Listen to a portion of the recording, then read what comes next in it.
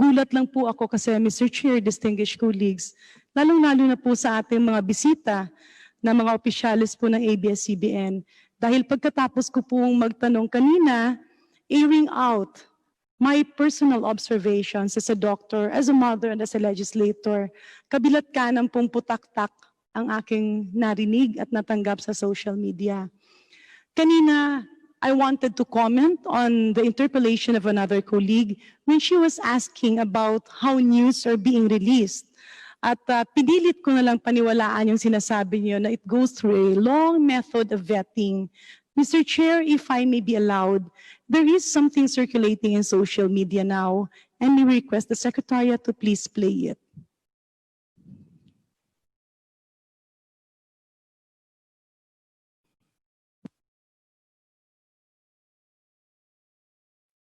News. It was all over the headline. Garin apologizes to Dengvaksha parents. I did everything to call your station. I was in touch with all the people that we can call dun sa mga numerong ibinigay nyo.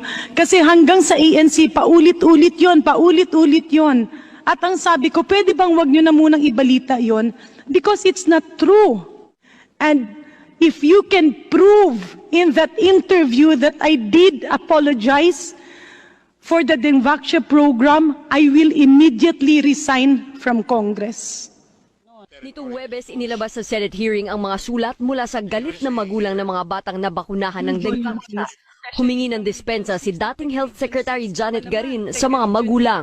So sa mga nanay, pasensya na po talaga. I would like to apologize. Nangyayari yung ganitong nagpapanik na hindi as long as the truth is on our side, patatapos po ito. Hindi pwede po sa akin, joke mo. Kasi inaprubahan po niya yun. Akala namin okay yung bakuna na yun. Yung sorry niya, paano kung nawala yung anak ko, sorry na lang, ganun. On your TV Patrol News, it was all over. Okay. Mr. Chair, can we request the Secretariat to please forward it? Yan po yung kanina nung nagsasalita ako. Pakinggan po natin, kasi hindi ko po nahanap yung video na ito. I exerted all efforts to look for this news, which is supposed to be archived. At nung nagsalita nga ako kanina, biglang nabuhay ulit ito. Sir, can you please play it, but please forward it to the time that I was allegedly apologizing, please.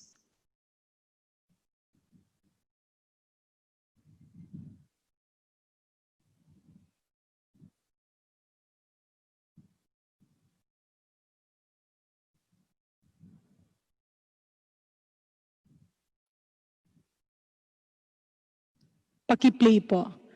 Tingnan po natin dito. At mula sa galit na magulang ng mga batang nabakunahan ng Dengvaksha, humingi ng dispensa si dating Health Secretary Janet Garin sa mga magulang. So sa mga nanay, pasensya na po talaga. I would like to apologize. Okay. Mr. Chair, distinguished colleagues, yan po nakasulat po dyan sa mga nanay, pasensya na po, nakalagay doon. Hindi po kasi siya halata. Paki-continue po. Nangyayari yung ganitong nagpapanik na hindi as long as the truth is on our side, patatapos po ito. Hindi pwede po sa akin, joke mo. Kasi inaprubahan po niya yun. Akala namin okay yung bakuna na yun. Yung sorry. Okay. Mr. Chair, distinguished colleagues, and to the owners of ABS-CBN, yung pong statement ko doon na dalawa, very obvious po na it's spliced. Kung pwede pong i-review nyo yan. Okay? Hindi ko siya mahanap, pilit kong hinahanap. My intention was to show it to you personally. And of course, kay Ma'am Regina Reyes, you mentioned earlier na talagang you go through a proper vetting process. While it is true that I said that if you can prove that I really said that and I was interviewed for the TV Patrol segment, I will resign. I stand by my word. Hindi po ako nanloloko. Mr. Chair, pasensya na po, nag-request ako na i-play ito dahil kung titingnan mo dyan sa lumalabas na yun sa social media, parang galit pa ako. Pero alam na alam niyo po na hindi ako galit. I'm coming out because we want to correct things. I'm not saying that it's your fault. Ang dami ko pong kaibigang media. In fact, I have a lot of good friends, mga barkada who are I mean, I know many of their people, many of their families. If you look at that news, obvious na obvious kasi na in-splice. Unang-una, that interview in TV Patrol was never conducted. Hindi po ako in-interview ng TV Patrol kagaya ng lumalabas dyan. Talaga pong haka-haka yan. Pwede niyo po ba ma-research kung saan po nagsimula, alin po bang forum na nagsasalita ako dyan at tila obvious na hinati at pinagdugtong. Ngayon po, inulit po yan. But what makes me so sad, Mr. Chair, our distinguished resource person, sirs, can we go to the comments, please? Kaakibat po kasi dito, biglaan po itong lumabas. Actually, kanina pa siya. A few minutes after I interpolated, lumabas ito. And I'm very sad that in the comment section, it's full of hatred. Tila ba parang nag-aaway-away yung sambayan ng Pilipino, kasama pa doon sa pinaringgan si Congressman Defensor, si Congressman Remulla, meron pang ibang mga nilagay na personalidad. And look at the comments section. It's full of hatred because you are letting people who would like to put forward comments look as para kang masyadong look at the medyo ano lang no kung pwede nating mapa-enlarge. Ayan, nakalagay ba no? Pati ba naman ding vaksya ibabato nyo sa ABS-CBN? Konektado po ba yan sa franchise? Walang koneksyon yan sa hinihingi nyo. Palabra de honor, resign now. Tapos may comment, syempre hindi siya magre-resign kasi wala siyang word of honor.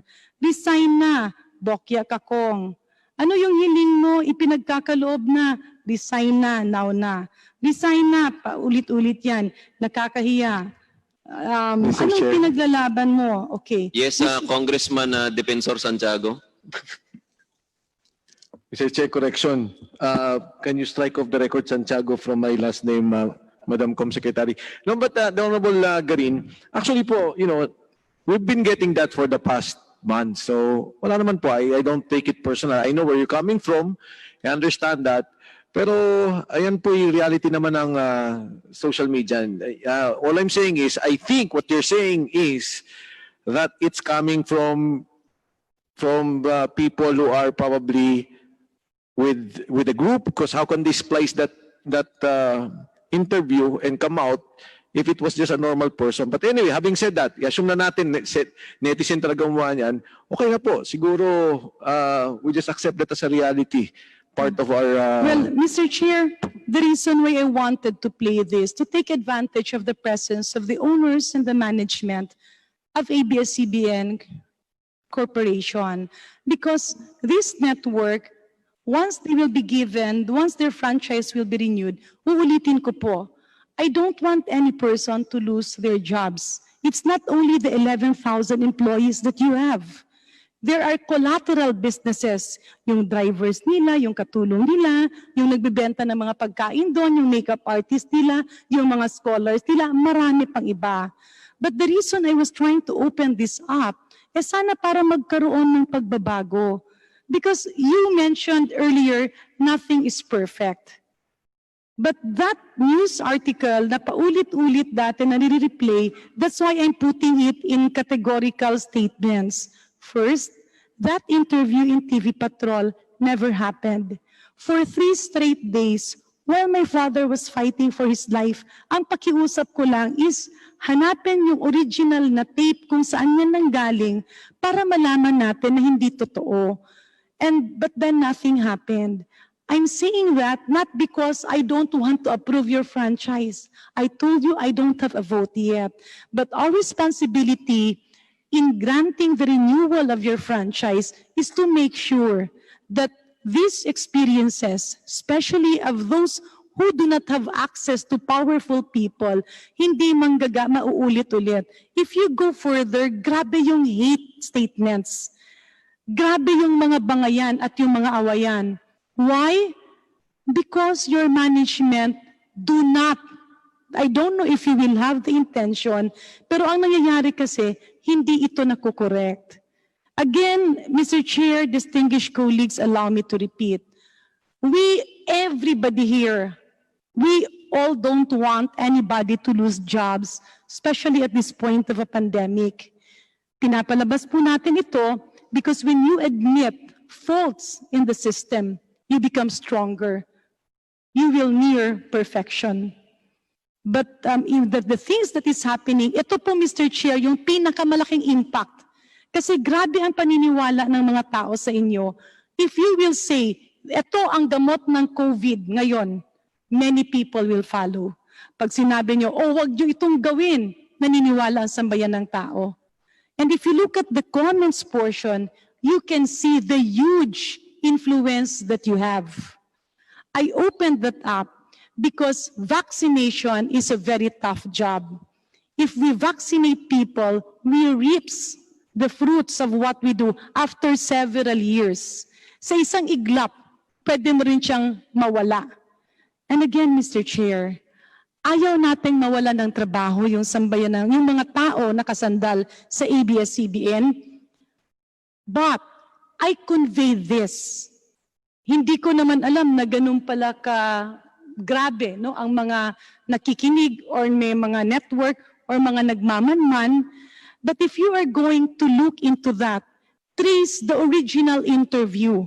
Unang-una, pasensya na po, uulitin ko, that interview in TV Patrol was non-existent. How can I do that? I was inside the ICU with my father fighting for his life. If I was emotional earlier, it's because I see people whom I've worked with na hindi makapaglaban-laban. And I know that you can be the instruments in redeeming their names and their dignity. I am not maligning your company. I am making this an appeal. Na kung merong mga doktor na naglaban-laban, kung merong mga doktor na may mga sama ng loob sa iba, or kung merong isang doktor na masyadong malawak yung kanyang ambisyon, wag na wag natin silang payagan na gamitin yung istasyon nyo. Because you have a huge responsibility. You have a great influence. You can make and make people. For me, I will survive because my constituency knows the truth. But for these scientists, for these doctors, for these parents na hanggang ngayon walang closure, sa mga taong pinag-away-away, and when you mentioned that your health advisor, your public health advisor was the same person who actually gathered, sourced out, and ambulance chased alleged Dengvaxia victims, syempre nagulat na rin ako. Kaya nga kanina nagulat ako when you mentioned a name because we least expected it from a colleague. Be that as it may, Mr. Chair, distinguished colleagues, uulitin ko po, wala pong may kagustuhang may mawalan ng trabaho. Wala pong may kagustuhang may maghirap. Mas awang-awa kami dun sa mga empleyado nyo because they cannot survive. Most of them, some of them will. But for management, with or without ABS-CBN, tuloy-tuloy po kayo because businessmen as you are, you can always find other investments. But if ABS-CBN will be granted a renewal of their franchise, mas maganda po yun. Ang ibig lang po natin sabihin, marami pong mga maliliit na tao ang nakasandal sa inyo. Sila po ang mahihirapan, hindi po kayo. Kaya nga po ipinarating ko ito sa inyo dahil yung mga epekto ng ganitong mga pag-splice ng interviews, hindi nga ito interview ng TV Patrol eh. Again, nobody from TV Patrol interviewed me a few days and even during that day. Walang-wala po talaga yan. And I swear, before my father's grave, na hindi po ako pupunta dito and will ridicule myself. But if you look at the hate comments, ito po ay ginagawang magkakaawa yung mga tao. That is the huge influence that you have.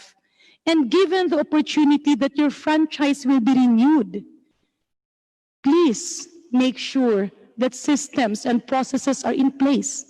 Please make sure to make a difference.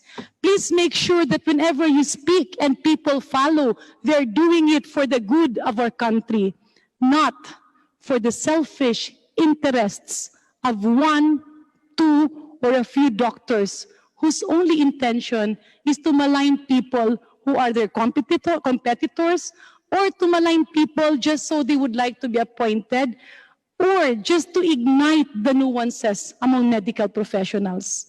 Kapareho po ng pangkaraniwang tao, may mga bangayan rin po sa mga doktor. When I was Secretary of Health, that happens almost every day. But we never allow that to divide what is science and what is not science. ABS-CBN is the key towards promoting facts and real public health information. Yan po ang rason ba't ako nagsalita kanina. Uulitin ko po, Mr. Chair, napakabilis po pala na halungkatin yung isang balita kung hinahanap mo. And whoever could have retrieved that is somebody who has access to your files. Mabuti nga na inilabas yan at nakuha ko yung kopya. Maski anong play pa ang gawin nyo at paulit-ulit, napaka-obvious po that it's a spliced interview that was actually non-existent in terms of a TV patrol, newscaster or reporter or whatever calling me for an interview. Maraming salamat rin po at uulitin po natin. In this discussion, in the midst of a pandemic, I don't want to segue into COVID. Marami po sa atin, and even kayo nagtatanong, bakit ba dumating si COVID-19 sa mundo natin? I don't want to shift away from science, but sometimes science and God meets. And the reason why COVID-19 is here is that we have become so divided wherein the powerful persons and the powerful people, or those who are near powerful people, can oppress a few.